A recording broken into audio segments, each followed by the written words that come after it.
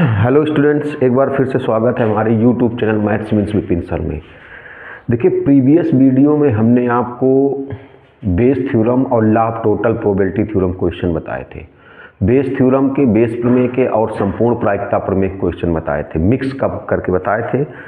Mix up इसलिए बताए थे ताकि आपको समझ में आ जाए कि क्या डिफरेंस होता है दोनों के बीच में। देखिए, जिन्होंने अभी तक इसके पहले वाला लेक्चर ना देखा हो तो जा करके इसके पहले वाला वीडियो देख लीजिए, तो आपको एक चीज़ जरूर 100% क्लियर हो जाएगी कि बेस थ्योरम और टोटल प्रोबेबिलिटी थ्योरम में क्या क्या डिफरेंस है, और कैसे क्वेश्चन अगर एग्जाम में आता है तो कैसे पता चलेगा कि ये बेस थ्योरम का है कि लॉ ऑफ टोटल प्रोबेबिलिटी का, कि बेस प्रमेय का है कि संपूर्ण प्रायिकता प्रमेय का है। ये आपको पता चल जाएगा अगर आप हमारा पिछला वाला वीडियो देख लें जा करके। लेकिन आज के वीडियो में हम केवल आपको लॉ ऑफ टोटल प्रोबेबिलिटी वाले ही बताएंगे। उसमें हमने मिक्सअप क्यों बताए थे, इसके पहले वाले वीडियो में हमने मिक्सअप इसलिए बताया था ताकि आपको कॉन्सेप्ट क्लियर हो जाए कि नहीं, बेस थ्योरम और law of total probability theorem मतलब संपूर्ण प्रायिकता प्रमेय और बेस प्रमेय में क्या क्या डिफरेंस होता है, कैसे पता चलेगा कौन सा क्वेश्चन बेस प्रमेय से लगेगा और कौन सा question law of total probability theorem से लगेगा, संपूर्ण प्रायिकता प्रमेय से लगेगा। ये चीज़ हमने आपको क्लियर की थी, इसलिए उसमें मिक्सअप बताए थे। अब आज के वीडियो में हम आपको केवल law of total probability theorem question बताएंगे। पिछला वीडियो आप जरूर देख लीजिए। हमने पिछले वीडियो में आपको बताया था कि जो law of total probability theorem question है उसमें कोई ना कोई डाउट जरूर बना रहता है। जो law of total probability theorem question होते हैं, law of total probability theorem question होते हैं, उसमें कोई ना कोई डाउट बना रहता है, उसमें सारी चीज़ें क्लियर नहीं होती हैं। तो ये वीडियो आपको तभी समझ में आएगा। जो बच्चे डायरेक्ट इसी वीडियो को देख रहे हैं तो उनसे हम एक बार फिर से कहना चाहेंगे कि इसके पहले वाला वीडियो जा करके जरूर देखिए, तब इस वीडियो के सारे क्वेश्चन समझ में आ जाएंगे। कि उसमें देखो हमने बताया था कैसे क्या समझाया कि कौन सा डाउट बना रहेगा, क्या चीज़ क्लियर हो जाएगी, तभी आपको समझ में आएगा। देखिए, तो ज़्यादा बात ना करते हुए आ जाते हैं क्वेश्चन की तरफ। दोनों क्वेश्चन सेम है, एक का आंसर लिखा है 29/45, ये आपको सॉल्व करना बिल्कुल सेम है, सेम कॉन्सेप्ट है। तो फर्स्ट वाला हम आपको बताते हैं, बहुत अच्छा क्वेश्चन है। देखिए, एनसीईआरटी एग्जाम्पलर है। पहला वाला जो क्वेश्चन है वो एनसीईआरटी एग्जाम्पलर है, और एनसीईआरटी जो एग्जाम्पलर होते हैं, फर्स्ट वाला क्वेश्चन एनसीईआरटी एग्जाम्पलर है, और एनसीईआरटी जो एग्जाम्पलर होते हैं बहुत ही अच्छे क्वेश्चन होते हैं। देखिए, गौर से देखिएगा, फर्स्ट वाला कहा गया एक बैग जो है, जैसे ये फर्स्ट बैग है, जो हिंदी मीडियम के बच्चे, मैं हर वीडियो में बताता हूँ कि मैथ का फ्यूचर हिंदी में नहीं मिलने वाला है इंटर के बाद, इसलिए आप इंग्लिश में पढ़िए। और हमारे वीडियो से तो आप दोनों लैंग्वेज में पढ़ सकते हो, हिंदी में भी और इंग्लिश में भी पढ़ सकते हो। सीबीएसई बोर्ड के बच्चे, आईसीएसई बोर्ड के बच्चे, यूपी बोर्ड, दोनों मीडियम के बच्चे पढ़ सकते हो। पढ़िए, देखिए, आप देखिएगा, बहुत मजा आने वाला है। First bag, 1 bag contain 4 white and 5 black. देखिए, ये जो पहला वाला बैग है इसमें 4 वाइट हैं और 5 ब्लैक हैं। जो सेकंड बैग है, क्वेश्चन बहुत अच्छा है। सेकंड बैग में क्या है, 6 वाइट है। देखो, कहा गया 1 bag contain 4 white and 5 black, 4 white and 5 black, and another bag मतलब सेकंड बैग, इसमें 6 वाइट हैं एंड 7 ब्लैक हैं, ब्लैक बॉल्स हैं, 7 ब्लैक बॉल्स। फिर कहा गया a ball is transfer from first bag to second bag, मतलब एक गेंद को पहले वाले बैग से दूसरे बैग में स्थानांतरित कर दी जाती है। ट्रांसफर्ड का मतलब समझते हो, स्थानांतरित की जाती है, ट्रांसफर्ड की जाती है, स्थानांतरित की जाती है कोई एक गेंद। अब देखिए, यहाँ पर 2 इवेंट्स बन गई। देखो, कहा गया a ball is transferred from first bag to second bag, first वाले बैग से सेकंड वाले बैग में, फर्स्ट वाले बैग से सेकंड वाले बैग में एक बॉल को क्या कर दिया गया, ट्रांसफर कर दिया गया। And then a ball is drawn from second bag, जब ट्रांसफर किया गया उसके बाद पहले क्या किया गया। देखिए, बहुत अच्छा क्वेश्चन है, गौर से देखिएगा। पहले फर्स्ट वाले बैग से एक बॉल को सेकंड वाले बैग में क्या कर दिया गया, ट्रांसफर कर दिया गया। And then a ball is drawn from second bag, and then a ball is drawn from second bag, और तब सेकंड वाले बैग से एक बॉल ड्रा की जाती है। जब ट्रांसफर कर दी गई उसके बाद ड्रा की जाती है, ट्रांसफर करने के बाद, लिखा नहीं है। And then a ball is drawn from second bag, जब बॉल फर्स्ट वाले बैग से सेकंड वाले बैग में एक बॉल को ट्रांसफर कर दिया गया तो ट्रांसफ़र करने के बाद a ball is drawn from second bag. Transfer करने के बाद एक गेंद निकाली जाती है किससे? सेकेंड बैग से। तो find the probability that ball drawn is white. तो इस बात की प्रोबेबिलिटी बतानी है कि जो बॉल निकाली गई वो कैसी है? वाइट कलर की है। अच्छा बताइए इसमें कैसे पता चलेगा कि law of total probability theorem का है? तो हमने आपको बताया कि जिन बच्चों ने इसके पहले वाला लेक्चर ना देखा हो, सबसे पहले जा कर के इसके पहले वाला लेक्चर देखिए, तब आपको पता चल जाएगा कि law of total probability theorem का, क्योंकि उसमें हमने क्लियर किया था। लेकिन यहाँ पर देखिए हमने उसमें बताया था, एक चीज़ बताई थी, ट्रिक बताई थी कि अगर किसी क्वेश्चन में आपको लगे कि सारी चीज़ें क्लियर नहीं है, कुछ डाउट है, सारी चीज़ें क्लियर नहीं है, कुछ डाउट है, तो वो question law of total probability से लगेगा, संपूर्ण प्रायिकता प्रमेय से लगेगा। अगर लगे कि नहीं कुछ डाउट बचा करके रखा गया, सारी चीज़ें क्लियर नहीं की गई, तो आप समझ जाइए कि क्वेश्चन किससे लगेगा? लॉ ऑफ टोटल प्रोबेबिलिटी, मतलब संपूर्ण प्रायिकता प्रमेय से। और अगर किसी क्वेश्चन में सारी चीज़ें क्लियर कर दी जाएँ, कोई डाउट ना हो, तो वो किससे लगता है? बेस थ्योरम से, बेस प्रमेय से लगेगा। तो ये हमने पिछले लेक्चर में समझाया था, इसीलिए हम बार बार कह रहे हैं कि जो बच्चे पिछला लेक्चर नहीं देखे, पहले जा करके पिछला लेक्चर देखिए, इसके पहले वाला वीडियो देखिए, तब समझ में आएगा। अब देखिए यहाँ पर भी एक डाउट बचा हुआ है। क्या डाउट बचा हुआ है कि एक गेंद को देखो, एक गेंद को पहले वाले बैग से दूसरे वाले बैग में ट्रांसफ़र किया गया है।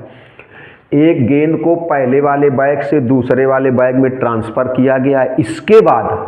इसके बाद दूसरे वाले बैग से एक गेंद निकाली जाती। देखो पहला काम क्या किया गया? एक गेंद को फर्स्ट वाले बैग से दूसरे वाले बैग में ट्रांसफ़र कर दिया गया। ट्रांसफ़र करने के बाद सेकंड वाले बैग से जब ट्रांसफ़र गेंद हो जाती है, उसके बाद सेकंड वाले बैग से एक गेंद निकाली जाती है, तो उसके वाइट होने की प्रोबेबिलिटी। तो मालूम है यहाँ पर एक डाउट क्या है?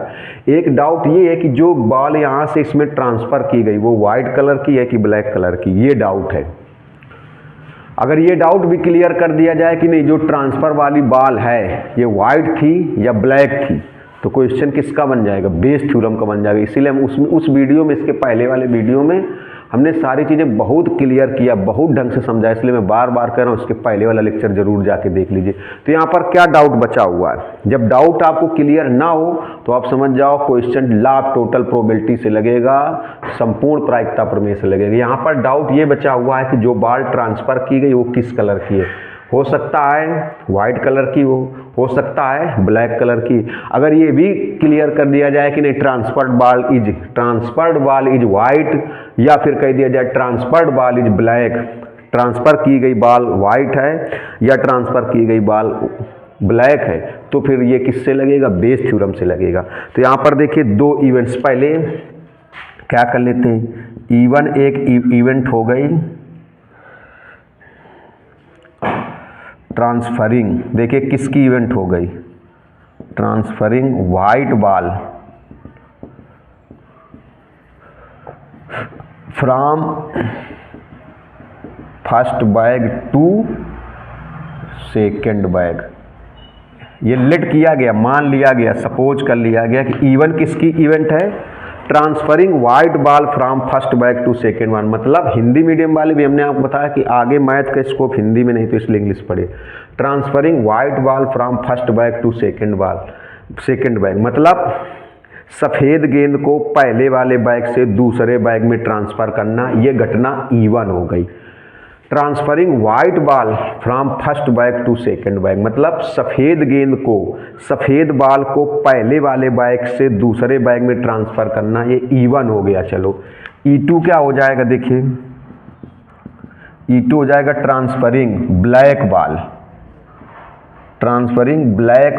From first bag to second bag, मतलब पहले वाले बैग से दूसरे वाले बैग में वाइट बॉल ट्रांसफ़र करना इवन मान लिया गया, इवन सपोज कर लिया गया, और पहले वाले बैग से दूसरे वाले बैग में black ball transfer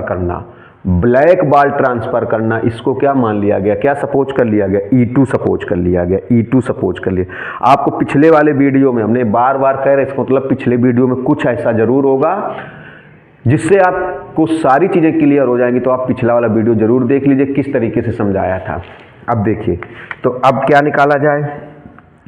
P E1 का मतलब probability E1 transferring white ball from first bag to second bag, मतलब पहले वाले बैग से दूसरे वाले बैग में वाइट बॉल ट्रांसफ़र करने की प्रोबेबिलिटी, सफ़ेद गेंद ट्रांसफ़र करने की प्रोबेबिलिटी, पहले वाले बैग से दूसरे वाले बैग में वाइट बॉल ट्रांसफ़र करने की प्रोबेबिलिटी, पहले वाले बैग से दूसरे वाले बैग में वाइट बॉल ट्रांसफ़र करने की प्रोबेबिलिटी, क्योंकि इवन क्या है, पहले बैग से दूसरे बैग में वाइट बॉल ट्रांसफ़र करने की इवेंट है, घटना है, और E2 क्या है, पहले वाले बैग से दूसरे वाले बैग में ब्लैक बॉल ट्रांसफ़र करने की इवेंट है।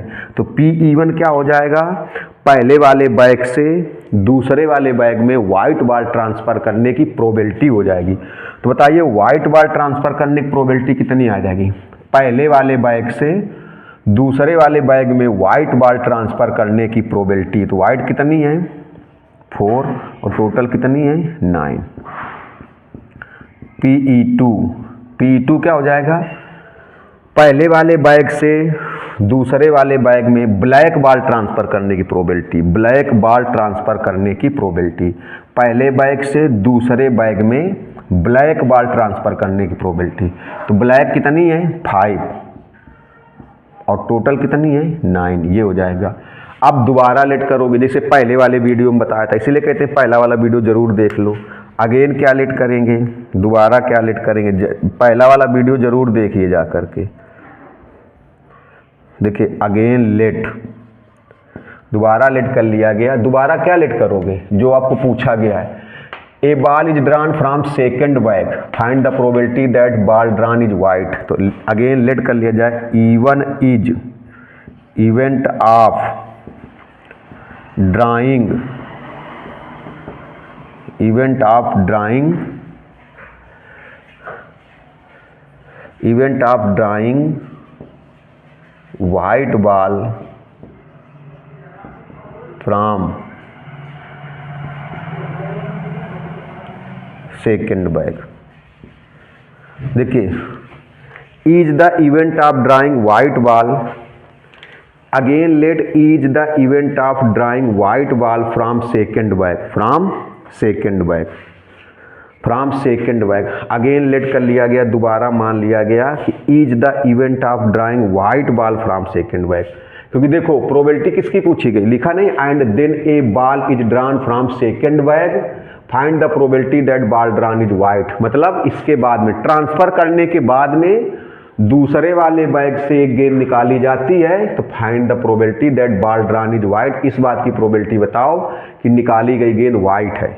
तो मतलब again let is the event of drawing white ball from second bag, इसी बात देखो and then a ball is drawn from second bag, second bag से जब ट्रांसफर हो जाता है गेंद का, तो दूसरे वाले बैग से एक गेंद निकाली जाती है, तो उसके वाइट होने की प्रोबेबिलिटी, मतलब दूसरे वाले गेंद से, दूसरे वाले बैग से जो गेंद निकाली जाती है उसके वाइट होने की प्रोबेबिलिटी, तो ई क्या कर लिया गया, is the event of drawing white ball from second bag.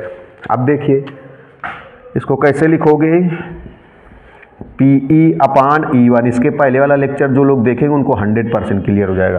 PE upon E1, P means probability, E drawing white ball from second bag, second bag से वाइट बॉल निकालने की प्रोबेबिलिटी, वाइट बॉल ड्रा करने की probability अपान E1, अपान E1 जबकि transfer की गई ball भी white है, अपान E1, जो अपान में होता है वो नोन होता है, गिवन होता है, फाउंड होता है, ऑलरेडी आकर्ड होता है, जो अपान में होता है वो दिया गया है या पाया गया है या ज्ञात है या पहले से घटित हो चुकी है।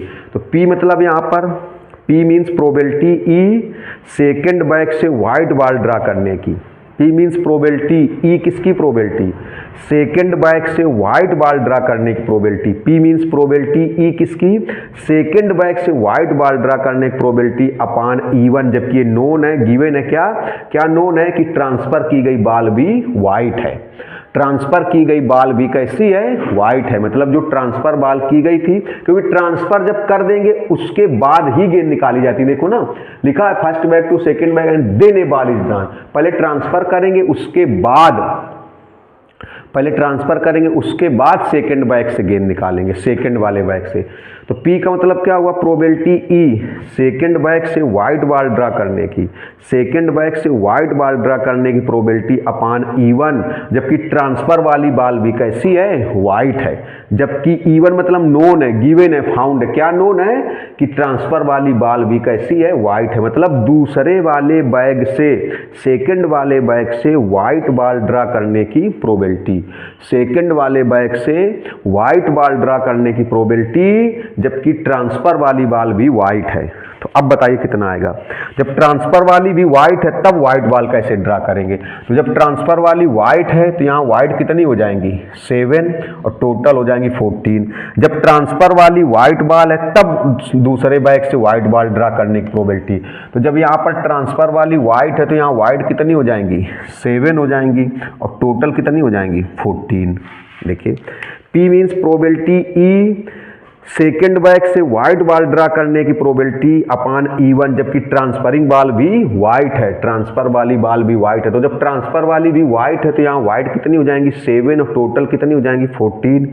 जब ट्रांसफर वाली बॉल भी वाइट है तो वाइट कितनी हो जाएंगी, 7 और टोटल हो जाएंगी 14। तो ट्रांसफर वाली बॉल जब वाइट है तब वाइट बॉल निकालेंगे, जब ट्रांसफर वाली बॉल वाइट है उसके बाद वाइट बॉल निकालेंगे तो वाइट हो जाएंगी 7 और टोटल हो जाएंगी 14। अब देखिए PE/E2, इसको समझिए, PE/E2, P मीन्स यहाँ पर क्या हुआ, प्रोबेबिलिटी, E किसकी, सेकेंड वाले बैग से वाइट बॉल ड्रा करने की, सेकेंड बैग से वाइट बॉल ड्रा करने की प्रोबेबिलिटी अपान E2, जबकि ट्रांसफरिंग बॉल कैसी है, ब्लैक है। जबकि ये नोन है ना, E2 नोन है, E2 नोन है मतलब ट्रांसफरिंग वाली बॉल जो ट्रांसफर की गई बॉल है वो कैसी है, ब्लैक।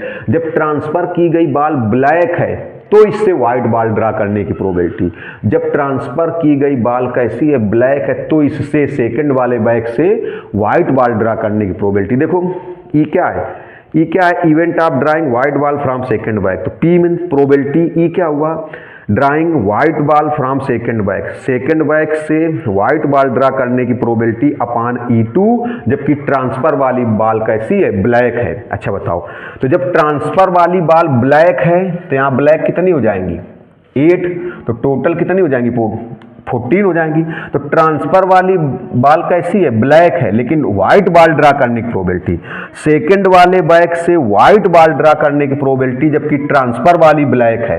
तो सेकंड वाले बैग से व्हाइट बॉल ड्रा करने की प्रोबेबिलिटी, जबकि ट्रांसफर वाली ब्लैक है। तो ट्रांसफर वाली ब्लैक है तो यहाँ 8 हो जाएंगी, तो टोटल 14 हो जाएंगी, लेकिन व्हाइट तब 6 ही रहेंगी। तब व्हाइट कितनी रहेंगी, 6/14, ये आएगा 6/14।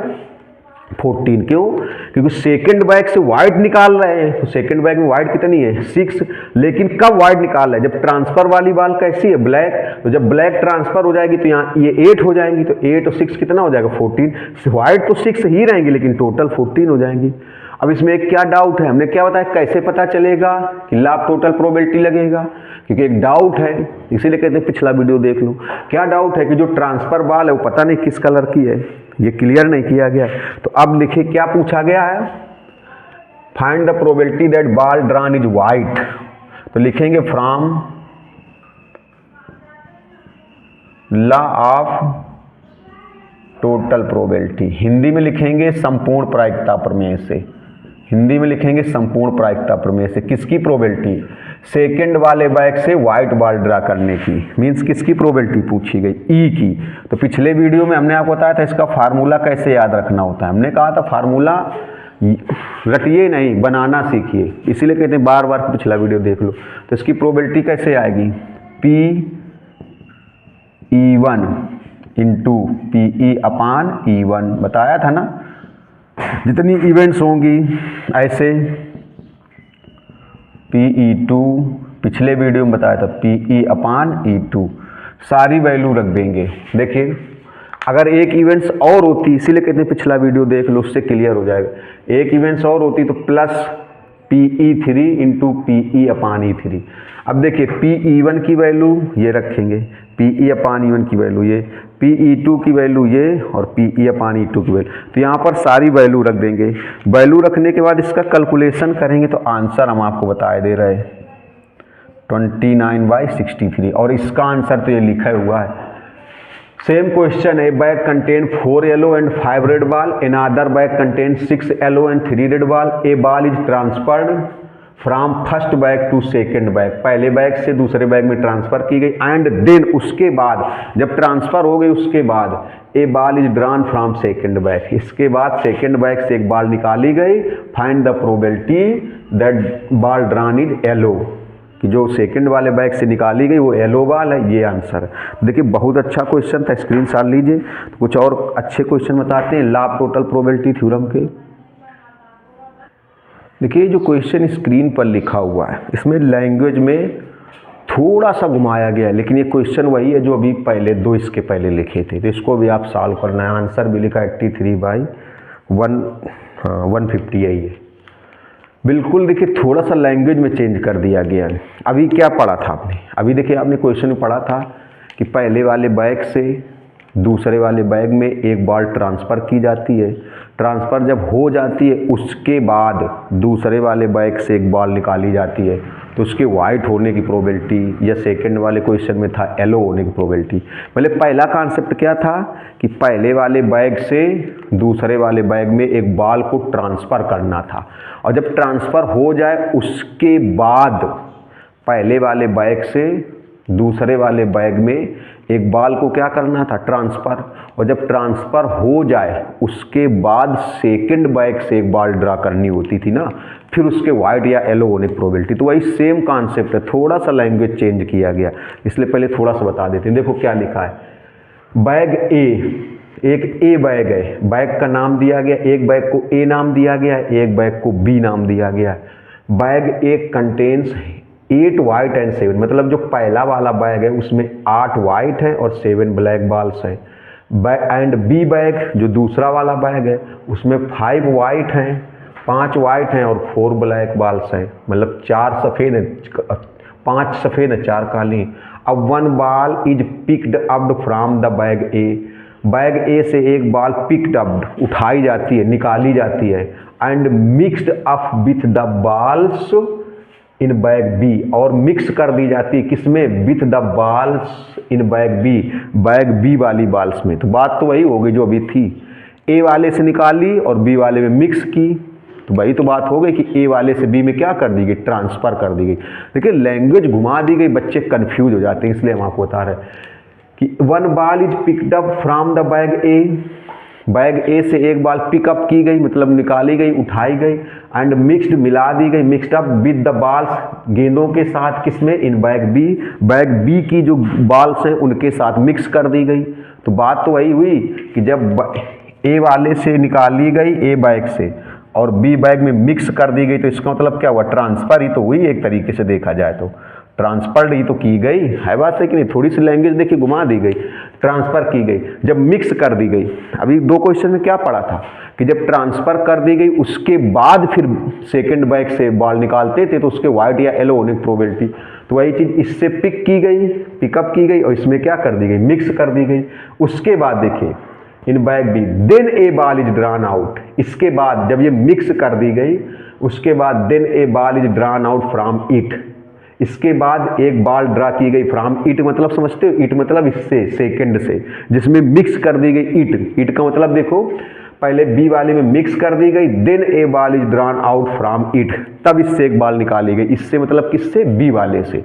इससे मतलब किससे निकाली गई, बी वाले बैग से निकाली गई। जब मिक्स कर दी गई उसके बाद फ्रॉम इट का मतलब बी वाले बैग से निकाली गई। Find the probability then ball drawn is white, मतलब जब इससे उठा करके इसमें मिक्स कर दी गई, मिक्स करने के बाद फिर इससे एक बॉल निकाली जाती तो उसके वाइट होने की प्रोबेबिलिटी। सेम वही क्वेश्चन बन गया जो भी बताए थे। तो उसका आंसर, इसका स्क्रीनशॉट लो, सॉल्व जितना अपने आप सॉल्व करोगे, एक कॉन्सेप्ट का एक समझ लो तो अपने आप सॉल्व करिए, देखिए तभी आपका फायदा होगा। स्क्रीनशॉट ले लीजिए, इसको भी सॉल्व करना है। देखिए जो स्क्रीन पर लिखा हुआ क्वेश्चन है एनसीईआरटी एग्जाम्पलर है, बहुत अच्छा क्वेश्चन है। एनसीईआरटी जो एग्जाम्पलर क्वेश्चन होते हैं बहुत अच्छे होते हैं। एनसीईआरटी एग्जाम्पलर जो क्वेश्चन होते हैं बहुत ही अच्छे होते हैं, गौर से देखिएगा।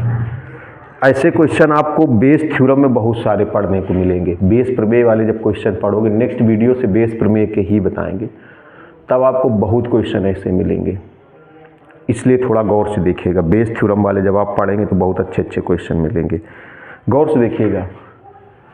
बोला गया है हिंदी मीडियम वाले जो हैं, हम आपको बार बार करें अगर फ्यूचर में कुछ करना है तो आप मैथ इंग्लिश में पढ़ लो, नहीं तो आप परेशान हो जाओगे। फिर देखिए 3 मशीन E1 E2 E3 इन ए फैक्ट्री, एक फैक्ट्री में 3 मशीनें हैं E1 E2 E3, प्रोड्यूस जो उत्पादित करती हैं 50%, 25% एंड 25% रिस्पेक्टिवली आप total daily output of electric bulb. जितने इलेक्ट्रिक बल्ब एक दिन में जितने इलेक्ट्रिक बल्ब बनते हैं, देखिएगा एक दिन में जितने इलेक्ट्रिक बल्ब बनते हैं उनमें से 50% बल्ब E1 मशीन बनाती है, प्रोड्यूस करती है। एक दिन में जितने इलेक्ट्रिक बल्ब बनते हैं उनमें से 25% E2 मशीन बनाती है और फिर 25% E3 मशीन बनाती है। लिखा नहीं है आप टोटल डेली आउटपुट आप इलेक्ट्रिक बल्ब का जो डेली का आउटपुट है, मतलब डेली जितने इलेक्ट्रिक बल्ब बनते हैं, उनमें से 50% इलेक्ट्रिक बल्ब मशीन E1 बनाती है, 25% इलेक्ट्रिक बल्ब मशीन E2 बनाती है और फिर 25% E3 बनाती है। इट इज नोन, ये पता है, क्या पता है कि 4% of bulb produce of machine E1 and E2 are defective, कि 4% बल्ब कैसे हैं produce of machine E1 and E2, जो मशीन E1 और E2 के द्वारा बनाए गए आर डिफेक्टिव, मतलब खराब है। मतलब E1 और E2 जो दोनों मशीनें हैं वो 4% बल्ब कैसा बनाती हैं, डिफेक्टिव बनाती हैं। E1 भी 4% खराब बल्ब बनाती है, जो मशीन E1 है वो 4% खराब बल्ब बनाती है, जो मशीन E2 है वो भी 4% खराब बल्ब बनाती है। एंड दैट 5% और उनमें से 5% of those produce on E3 are defective, जो E3 वाली मशीन है वो 5% डिफेक्टिव बनाती है। मतलब E1 वाली जो मशीन है वो 4% खराब बल्ब बनाती है, E2 वाली जो मशीन है वो भी 4% खराब बनाती है, और जो E3 वाली मशीन है वो 5% खराब बनाती है, 5% डिफेक्टिव बनाती है। If one bulb is picked up from A days production, एक दिन के प्रोडक्शन में, एक दिन के उत्पाद में एक बल्ब निकाला जाता है। One bulb is picked up from A days production, एक बल्ब के मतलब एक दिन का जितना उत्पाद होता है उनमें से 1 bulb is picked up from A days production. एक दिन का जितना उत्पादन होता है, एक दिन का जितना उत्पादन होता है उसमें से एक बल्ब निकाला जाता है। Find the probability that it is defective, इस बात की प्रोबेबिलिटी बताओ कि वो डिफेक्टिव है।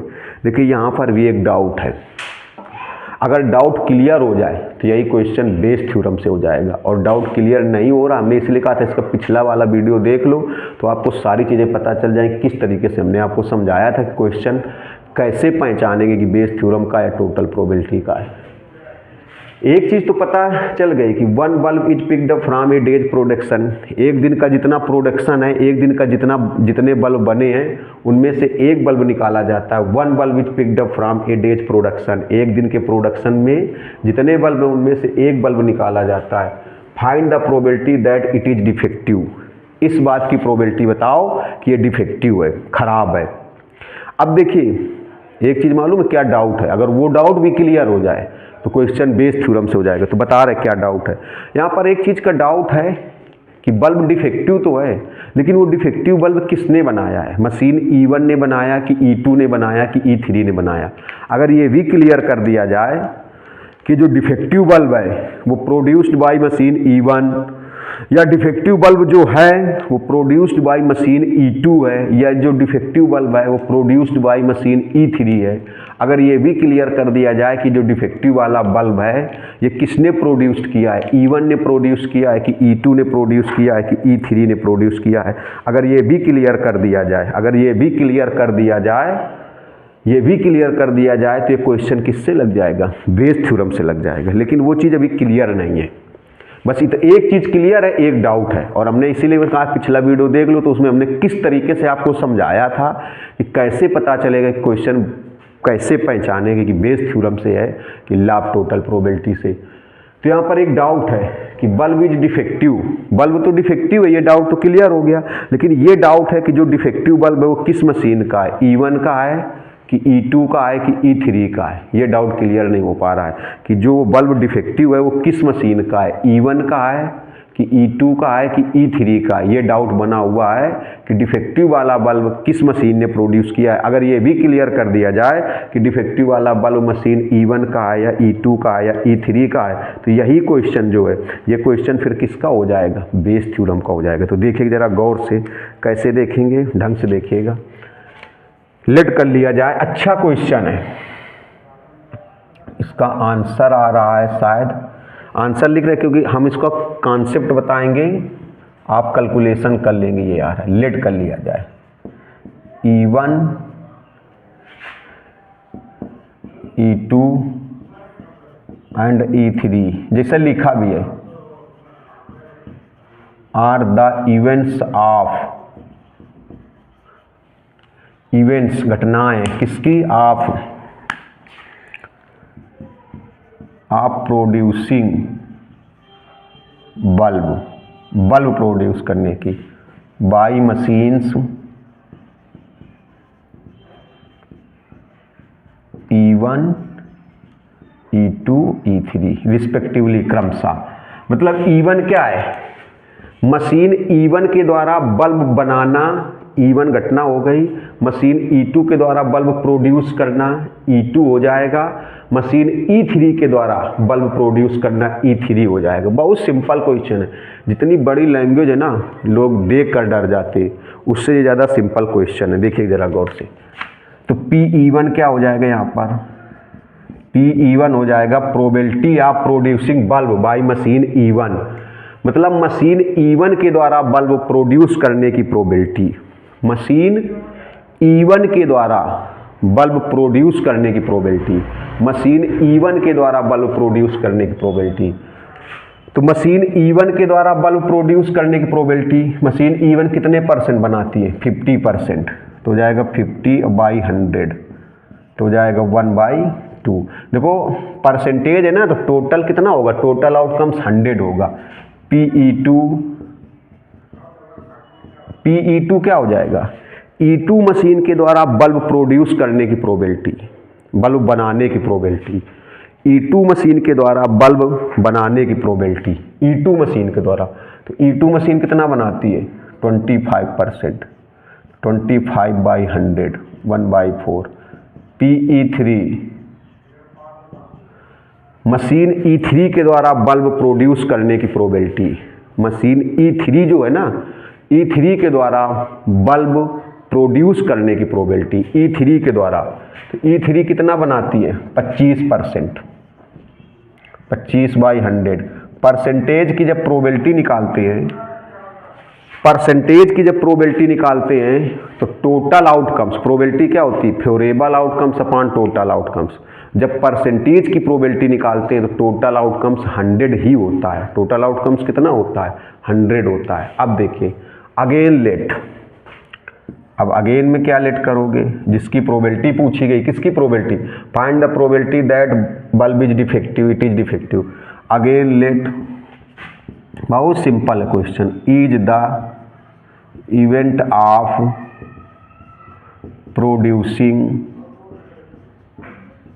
Of producing defective bulb,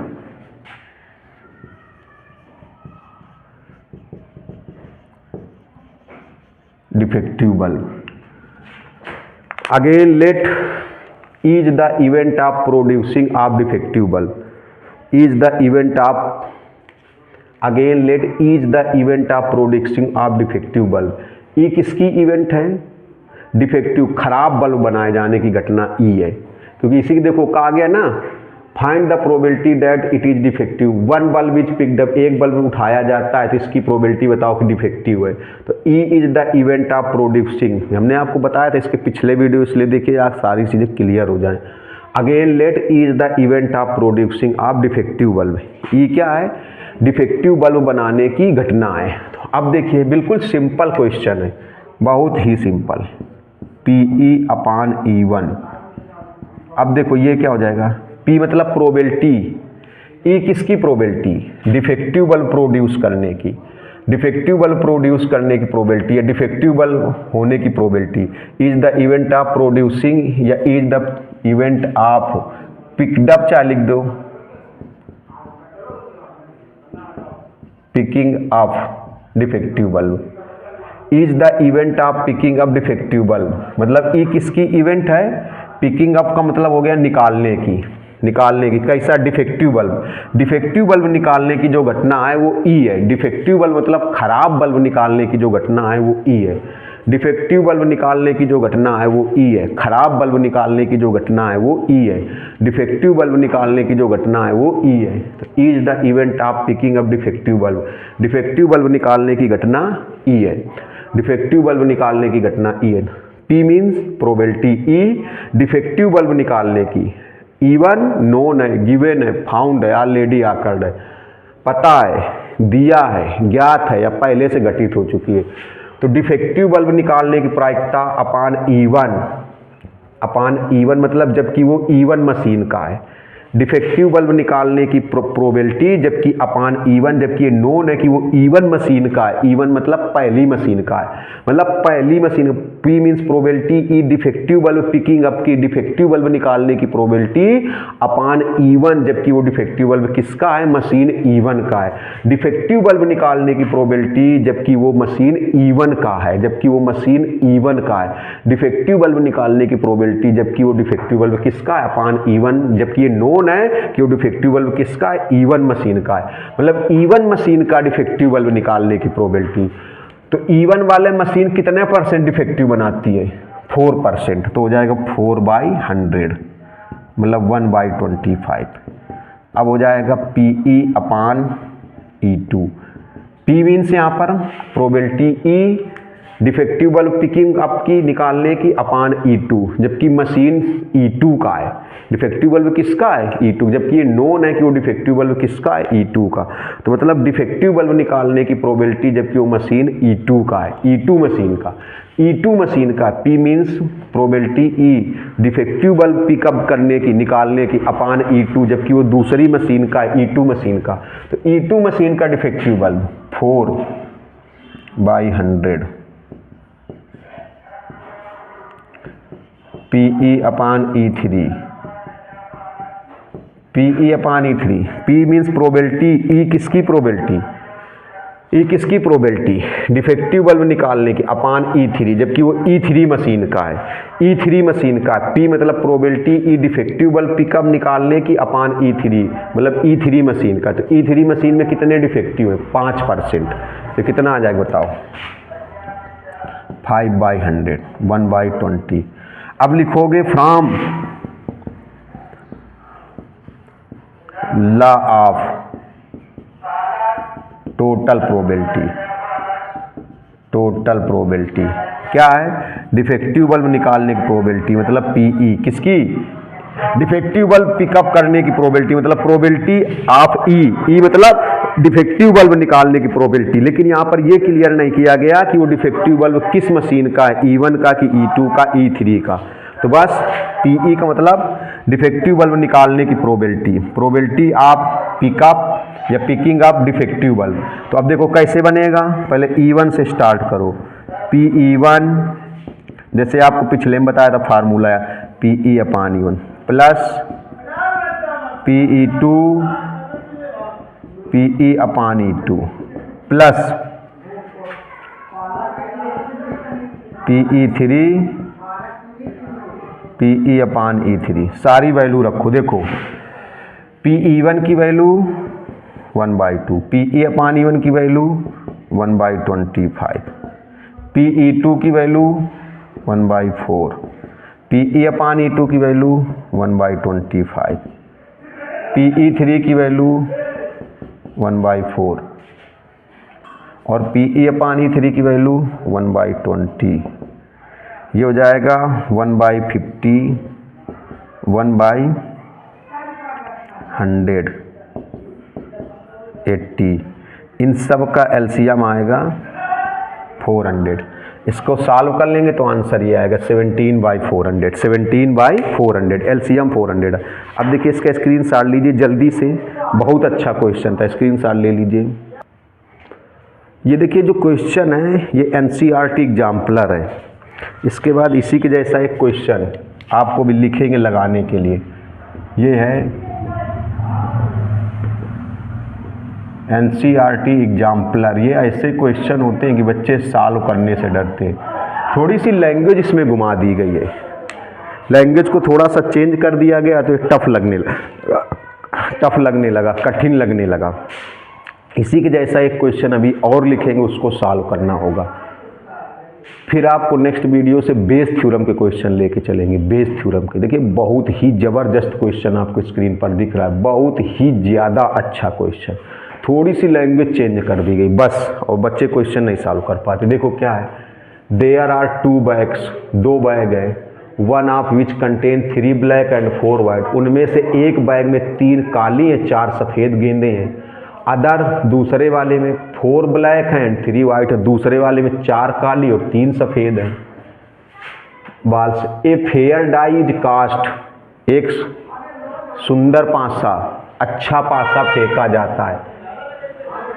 if the face 1 or 3 turns off, एक पासा फेंका जाता है, कास्ट किया जाता है मतलब लॉन्च किया जाता है। तो पासे को कैसे लॉन्च करेंगे, मतलब एक पासा फेंका गया है। अब देखिए कितना घुमा दिया गया क्वेश्चन को, जबकि क्वेश्चन बहुत ही आसान है। कुछ बच्चे तो पढ़ करके ही छोड़ देंगे कि यार बैग भी है पासा भी है, तो ये पासा क्यों फेंका जा रहा है, पासे को क्यों लॉन्च किया जा रहा है, पासे को क्यों कास्ट किया जा रहा है। तो समझिएगा क्यों कास्ट किया जा रहा है। देखिए a fair die is cast if the face 1 or 3 turns off, a ball is taken from the first bag. देखो हम आपको बता दें पासे को क्यों लॉन्च किया जा रहा है।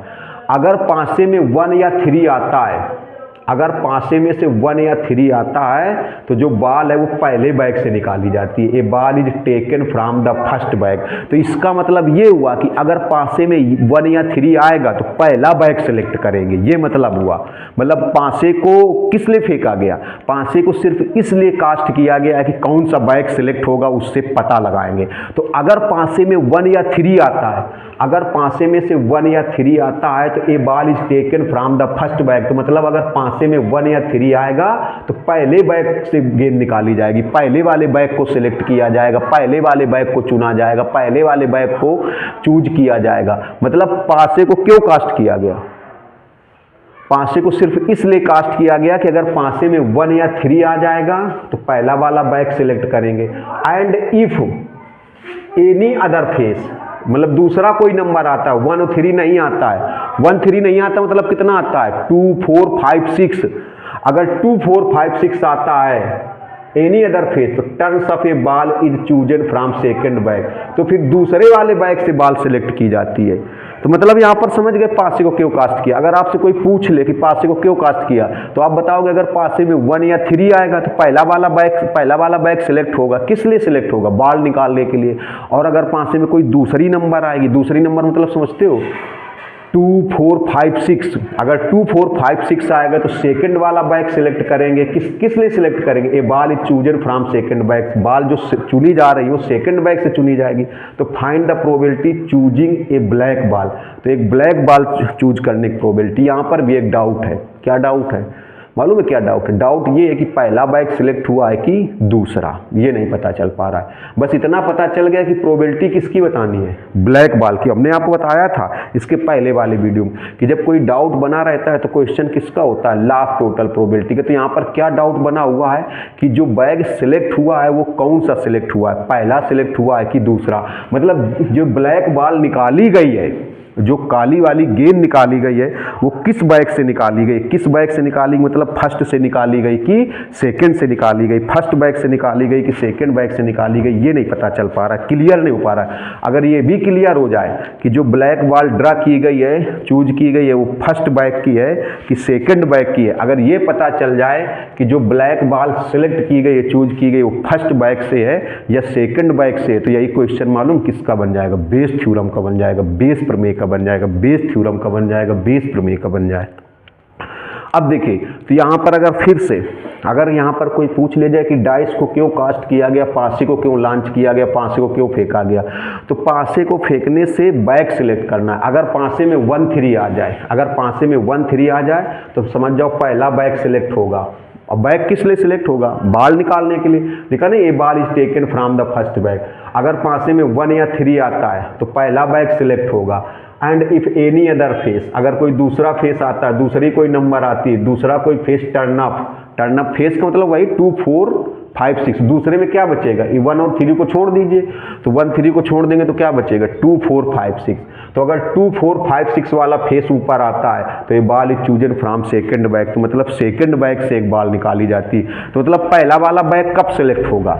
बैक किस लिए सिलेक्ट होगा? बाल निकालने के लिए, बाल चूज करने के लिए, बाल चुनने के लिए, बाल निकालने के लिए। तो बताइए पहला वाला बैक कब सिलेक्ट होगा? अगर पासे में 1 या 3 आएगा। अगर पासे में 1 या 3 आएगा तो पहला बैक सिलेक्ट कर लिया जाएगा।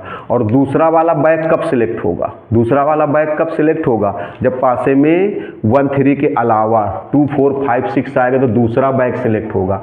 तो कहा गया एक ब्लैक बाल निकालने की प्रोबेबिलिटी बतानी है, लेकिन ये क्लियर नहीं है कि वो ब्लैक बाल किस बैक की है, फर्स्ट बैक की है कि सेकेंड बैक की। तो यहाँ पर देखिए अब कैसे लगाएंगे। इसके बाद एक क्वेश्चन और मिलेगा, उसको सॉल्व करना है। लेट कर लिया जाए। E1 क्या है? E1 यहाँ पर है अपेयरिंग 1 or 3 इन डाई, मतलब पासे में 1 या 3 आना। 1 या 3 आना, इसी को हम लोग कह सकते हैं selecting first bag. Selecting first bag भैया 1 और 3 आएगा तभी तो पहला बैक सिलेक्ट होगा। तो E1 किसकी घटना मान ली? E1 किसकी मान ली? E1 मान लिया अपेयरिंग 1 or 3 इन डाई, मतलब पासे में 1 या 3 आना, इसी को E1 समझ लिया। और 1, 3 आना, इसी को हम लोग क्या कह सकते हैं? और सेलेक्टिंग फर्स्ट बैक, इसी को हम लोग कह सकते हैं selecting first back. First back का सिलेक्ट करना, फर्स्ट बैक का सिलेक्ट करना। E2 हम लोग क्या सपोज कर लें? E2 अपेयरिंग 1, 3 के अलावा 2, 4, 5, 6 इन डाई, पासे में 2, 4, 5, 6 आना। 2, 4, 5, 6 आना तो इसका मतलब कौन सा बैक सिलेक्ट होना? Selecting second back. इसका मतलब सेकंड बैक सिलेक्ट होना। इसका मतलब क्या हुआ? सेकंड बैक सिलेक्ट होना। फर्स्ट बैक देखो, जब पासे में 1, 3 आएगा तो पहला बैक सिलेक्ट होगा। अगर पासे में 1, 3 के अलावा एनी अदर फेस, दूसरा कोई फेस आएगा, दूसरा कोई नंबर आएगा, तो 1, 3 के अलावा दूसरा फेस क्या हुआ? 2, 4, 5, 6। अगर 2, 4, 5, 6 आएगा तो दूसरा बैक सिलेक्ट होगा। तो अब देखिए PE1 क्या हो जाएगा? PE1 मतलब 1, 3 आना, 1, 3 आने की प्रोबेबिलिटी, 1, 3 आने की प्रोबेबिलिटी, चाहे कह दो पहला बैक सिलेक्ट होने की प्रोबेबिलिटी। P1 क्या हो जाएगा? 1 या 3 आने की प्रोबेबिलिटी या पहला बैक सिलेक्ट होने की प्रोबेबिलिटी। 1 या 3 आने की प्रोबेबिलिटी या पहला बैक सिलेक्ट होने की प्रोबेबिलिटी। तो 1 या 3 आने की प्रोबेबिलिटी कितनी होगी? पासे में से टोटल नंबर, टोटल डिजिट कितने होते हैं? 6। पासे में से टोटल डिजिट कितने होते हैं? 6 और 1, 3 ये कितने डिजिट हैं? 2, तो 2/6। PE2 मतलब 2, 4, 5, 6 आने की प्रोबेबिलिटी। 2, 4, 5, 6 आने की प्रोबेबिलिटी, या कह सकते हैं दूसरा बैक सिलेक्ट होने की प्रोबेबिलिटी। दूसरा बैक सिलेक्ट होने की प्रोबेबिलिटी। तो दूसरा बैक सिलेक्ट होने की प्रोबेबिलिटी, दूसरा बैक कब सिलेक्ट होगा? जब 2, 4, 5, 6 आएगा। 2, 4, 5, 6 कितनी नंबर है? 4 और टोटल कितनी है? 6, 2/3। Again let. अब दोबारा किसको लेट करोगे? जिसकी प्रोबेबिलिटी पूछिएगा। Find the probability choosing a black ball. Again let is the event of